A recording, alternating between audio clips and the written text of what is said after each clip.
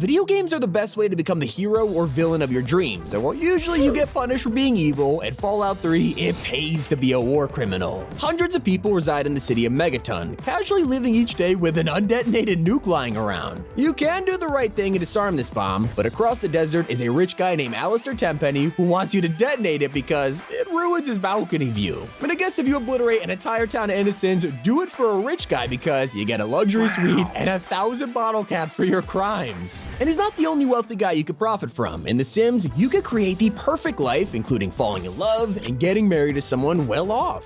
Step 1 complete. Now activate your evil plan by kicking out his old family, taking their money, and plotting his death. Congratulations, you sicko. All his possessions are now yours, and you could even go marry someone else, but don't forget to put a nice message on the gravestone. In Skyrim, there's a quest that truly lets you embrace those evil thoughts, and it all starts when you're asked to investigate a string of murders. This leads you to a cannibal cult that kidnaps and eats people, so now you have a choice to make. Either kill the leader and bring justice to the dead, or if you have a sudden craving for flesh, join them. To be initiated, you have to go back to the priest who sent you on this quest and bring him to the cult who eats him alive. Your reward is the Ring of Namira. Now you can chow on any corpse to regain health whenever you want. This one is disgusting. Remember when we just nuked Megaton of Fallout? Well, so does Goat Simulator 3, because its tribute to the quest starts with this big red button. What's the worst that could happen? Well, not only do you get an achievement called Kim Jong Oops, it unlocks an exclusive Fallout jumpsuit that you can't get anywhere else. And a Fable anniversary, you can take part in a tournament and fight tons of champions. Only one problem, the final opponent is Whisper, your childhood friend from the start of the game. You're forced to fight each other, and upon your victory, you must decide her fate on the spot. One final strike to end it all, or spare her life. Well, most would save Whisper and get the morality points. If you're messed up, the reward is even better.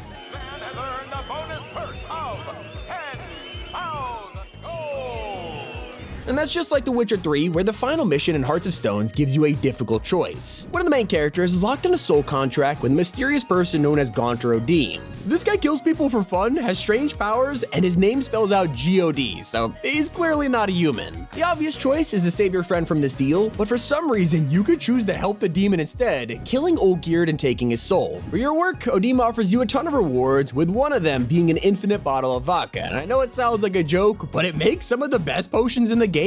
And only the most heartless people would actually do this, but in Crash Bandicoot 2, there's some adorable baby polar bears. Just look at them. Wait, no, don't stop on them. Why are we getting extra lives for this? Another reward that's messed up is a cave story. At one point in the game, you'll find this guy who's trapped in a giant pit. It's easy to jump down and rescue him, but if you do that, he just straight up dies on the spot. Even weirder is what happens when you don't rescue him. He somehow lives and appears later in the game, giving you a jetpack for being a jerk. And the developers of Ratchet and Clank 3 must hate monkeys, because you can find Scrunch running around the bridge and chase him down. He's hard to catch, but once you hit him multiple times, the game hands you a skill point, some in-game currency, and a whole achievement just for abusing this poor guy. Moving back to Fable, it really pushes you to go down a good path or an evil one. If you sit on the fence, the rewards are garbage. But when you go around killing people and doing horrible things, the bad karma will eventually hand you the strongest weapon in the game, Skorm's bow. Come on, Fable, what's your obsession with being evil? Speaking of sacrificing people, Goat Simulator lets you perform a satanic ritual, killing your fellow goats to gain demonic powers. With this, you now have a sick new outfit and the ability to create black holes, not to mention flying around the air for an impossible amount of skill points. A reward you'll be ashamed to have is in High End Life, because early in the game, you get stopped by this kid who's just messing around calling you fresh meat. What's wrong, fresh meat? You scared of a little kid?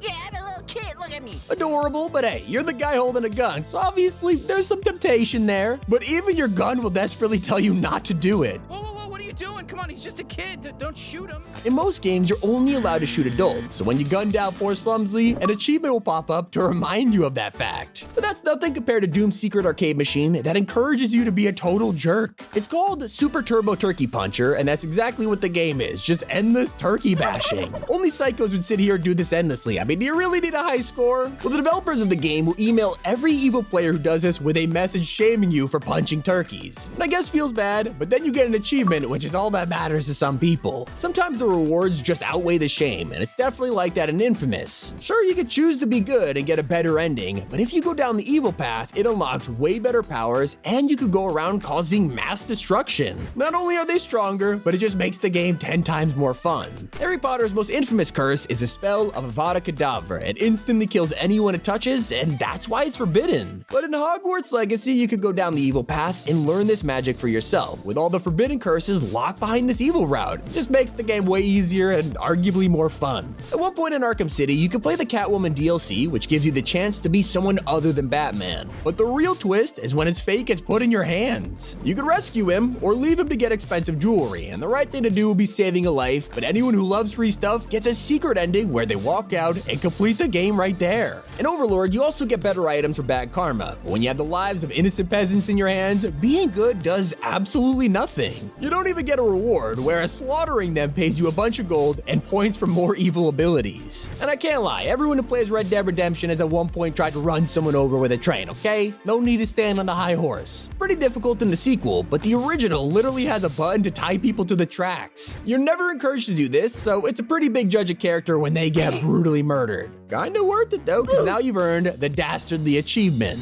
The same goes for people in Elden Ring who have no self-control. Vlad the Half-Wolf is one of the coolest NPCs in the game. He's friendly, helps you out, and I mean, just look at him. You wouldn't want to get on this guy's bad side. But the most arrogant players can actually kill Blythe for no reason, and instead of other NPCs, which usually shame you for being evil, he drops overpowered armor. Heading back to Skyrim, you can find a malicious god named Molag Bal, and he asks you to help get revenge on a priest that wronged him. You must lure this innocent guy to the cave, beat him into submission, and then brutally murder him, all because a demon told you to. Guess it was worth it though, because now you have a powerful weapon called the Mace of Molag Bal. What's even more messed up is a choice in Chrono Cross. Your friend gets poisoned, and in most games you'd be given a quest to help them, but here it politely asks you, and you can totally say no. Be a weird thing to do considering Kid is a very important character, so letting them die is insanely chaotic. But if you refuse to help, this unlocks one of the best characters in the game called Glenn, and Kid doesn't die anyway, so it's actually the best option. Soul Sacrifice has the option to save or kill enemies in the storyline, but in multiplayer, your friends have the same choice and it could go horribly wrong. Yeah, you can straight up sacrifice your teammates for fun, and even though they'll be pissed, it lowers the HP of enemies, so the game's a lot easier. Slime Rancher has a feature that only the most evil people would ever attempt. Placing an incinerator on your farm is a useful way to get rid of trash, but taking out your launcher to fire a baby chickadee straight inside is so horrific that even the game calls you a monster. Hey, at least you get an achievement, so it's not all bad.